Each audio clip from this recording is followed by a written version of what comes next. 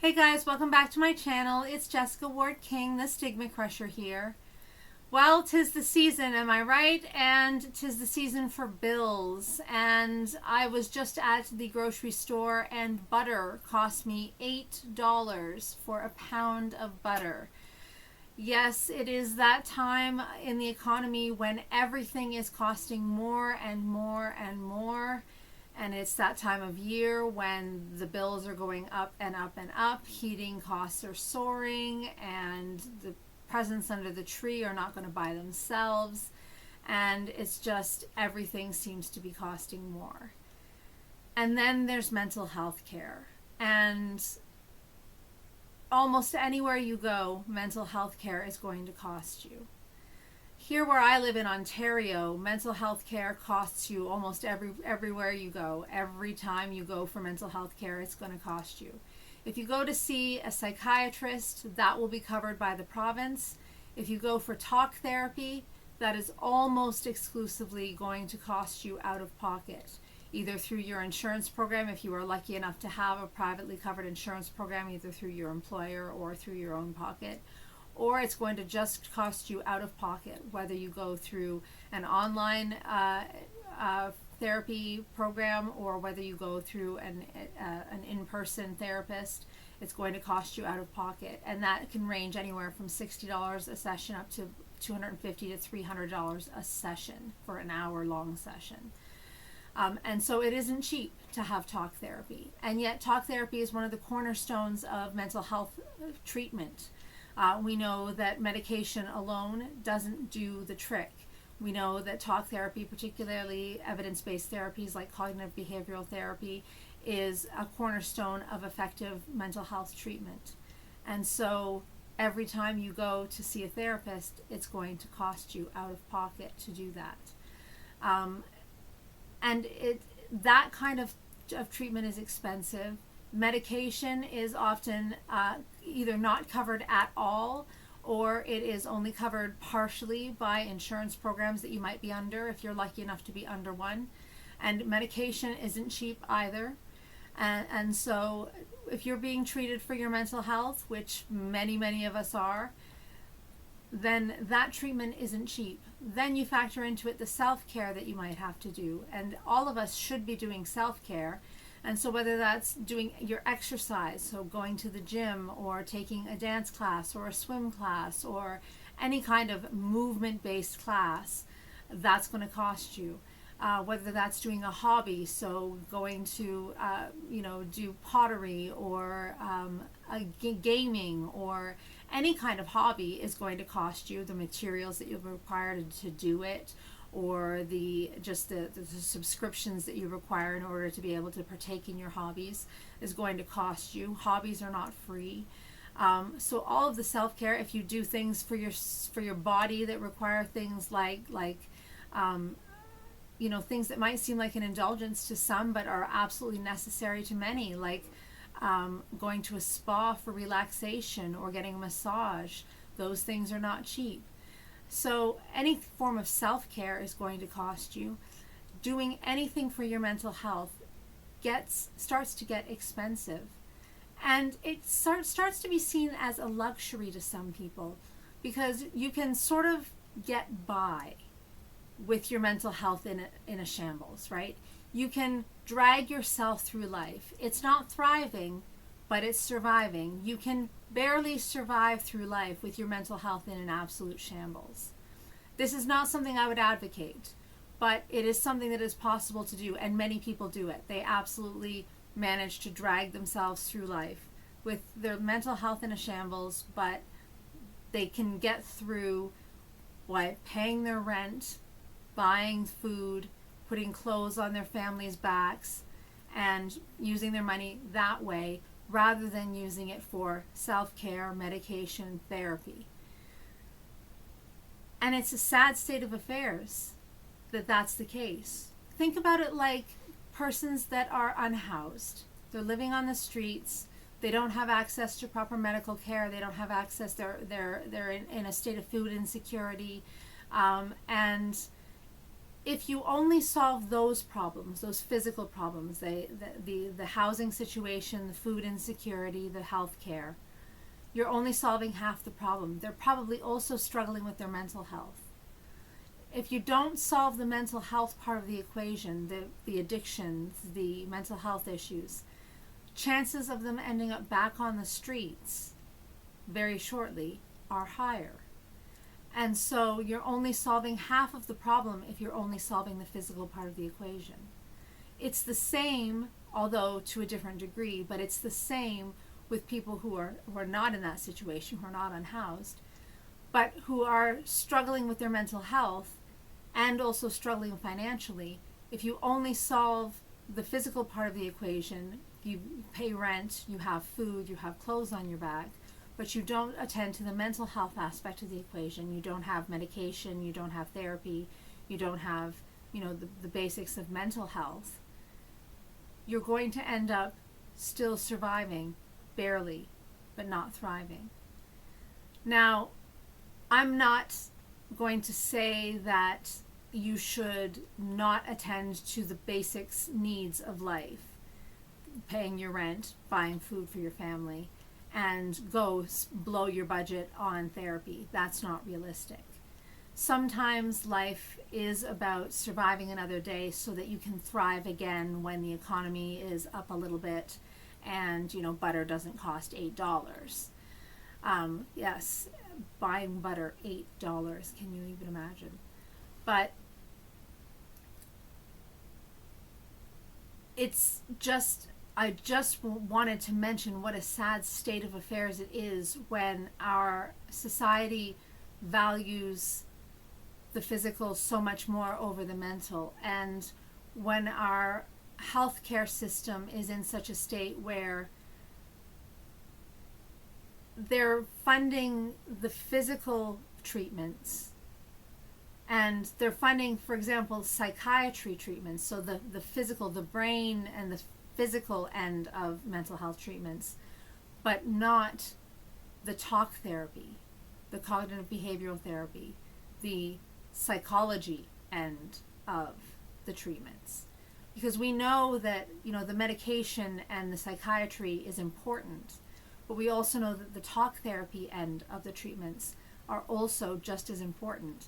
And we've seen time and time again in so many studies that medication is great and talk therapy is great, but the best treatments are when you use medication and talk therapy together. That's when you have the best outcomes for patients. And right now we have a healthcare system in most jurisdictions where the physical, the psychiatry portion of the medicine is covered. Medication may or may not be, and talk therapy just isn't. It just straight up isn't. And that simply shouldn't be. And so you end up with a two-tier system where people that have insurance that can afford, that either have jobs that afford them some level of insurance where they and they have the jobs that allow them to have enough income that they can afford the copay for that insurance. So, for example, where I work, we're covered at 80%, and so I can afford perhaps with the job that I have to pay for the amount that I have to pay for my therapy, and then they pay the rest, kind of thing. If I can afford that with the job that I have, great, but there are so many people that don't have the kind of job that I have, that don't even have the insurance with the job, that don't have the job to begin with, can't afford therapy at all, and just don't have access to therapy, period. Any kind of therapy whatsoever. And so you have this two-tier system of the haves and the have-nots. It's those that can afford therapy and those that cannot. Those that can afford to thrive and those that cannot. And it's not only unfair, it's unequitable, but it's just unacceptable. And so in this kind of fiscal environment, I don't know what the solution is, because how do you ask the government to start funding things that are expensive that they didn't fund before? It takes an entire overhaul of the system and a rethinking, a reimagining of what the system could look like. and what it should look like, and a revaluing of mental health care and of the mental health of citizens, really, is what it's going to take. It's going to take actually coming to value mental health in the way that we value setting broken bones and caring for people with cancer and heart disease and stroke. It's very expensive to do an MRI on someone with a stroke. It's also very expensive to send someone for a course of CBT therapy. But they're both equally necessary. It's just we value one and we don't value the other. That's really what it comes down to. But in these times when finances are so tight, and I mean, I don't know about you, but I find myself lying awake at night worrying about how am I going to continue to pay for therapy for my son when, as I say, butter costs $8. And butter isn't the only thing, right? And Christmas is coming and heating bills are starting to skyrocket and so on and so forth. How do we manage that kind of financial anxiety? And I've got some practical tips for you for how to manage financial anxiety. The first one is simple, is to breathe. Managing anxiety really comes down to breathing. Slowing your breath is really important. One technique that I really like is 4 square breathing. So breathing in for 4, holding for 4, out for 4, holding for 4, and repeat. And you can just imagine it like a square. So in for 4, hold for 4, out for 4, hold for 4. And it just helps you to be more mindful of your breath and slow your breath down and be mindful of, what the amount of breath that's in your lungs, and slowing down the breath that you're taking in and that you're expelling. And it helps you to not, because when you are anxious and when you're starting to have that fight or flight response, that's when you start to take in more breath. You start to breathe more deeply and more quickly. And you're starting to prepare to fight or flee, right? To run. And so you need to try to slow down that breath. So 4 square breathing is helpful. There are a variety of other breathing techniques that you can do.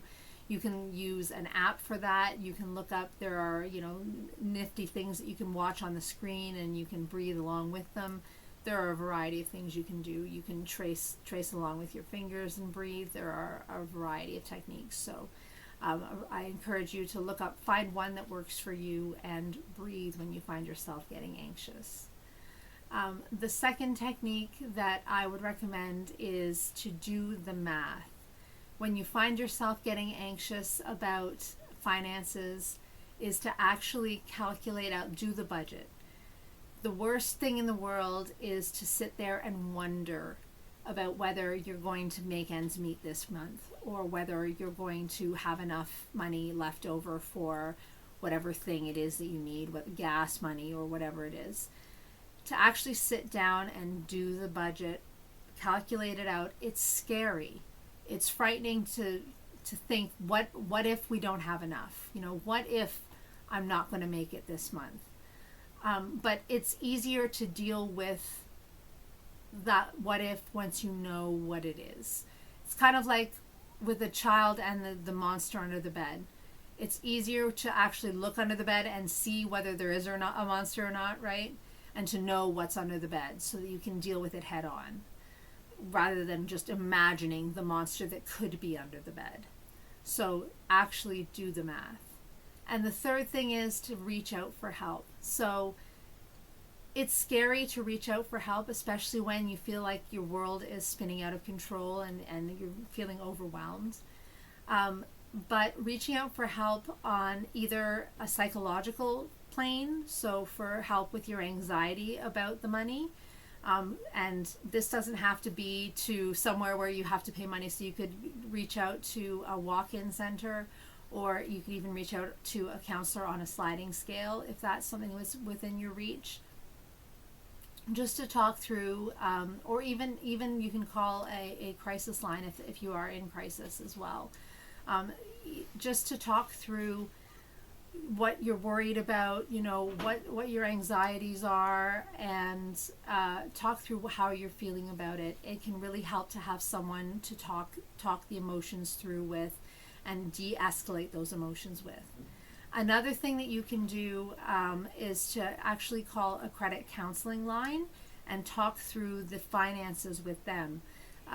You can often get somebody on the line for free, to a nonprofit credit counselor that will help you to go through your finances and your budget and help you on the actual financial end.